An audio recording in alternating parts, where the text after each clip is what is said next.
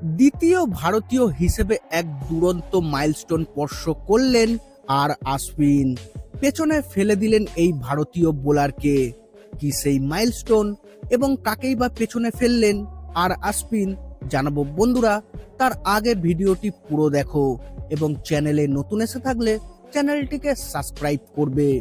তো বন্ধুরা, ইংল্যান্ডের বিরুদ্ধে রাজকোট টেস্টের প্রথম ইনিংসে একটি উইকেট নেওয়া মাত্রই দুর্দান্ত এক ব্যক্তিগত নজির গড়লেন আর আশ্বিন। এমন এক কৃতিত্ব অর্জন করেছেন যেটা এর আগে মাত্র একজন ভারতীয় ক্রিকেটারের দখলে ছিল। আশ্বিনের আগে বিশ্বের মাত্র 8 জন ক্রিকেটারের দখলে ছিল এই বিশেষ কৃতিত্ব।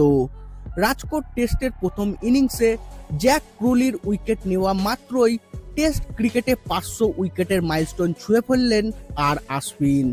এই নজিরটি গড়তে আশ্বিনের দরকার ছিল মাত্র একটি উইকেট। আশ্বিনের আগে ভারতীয় বোলারদের মধ্যে টেস্ট ক্রিকেটে 500 উইকেট নেওয়ার কৃতিত্ব কেবলমাত্র অনিল কুম্বলের ছিল।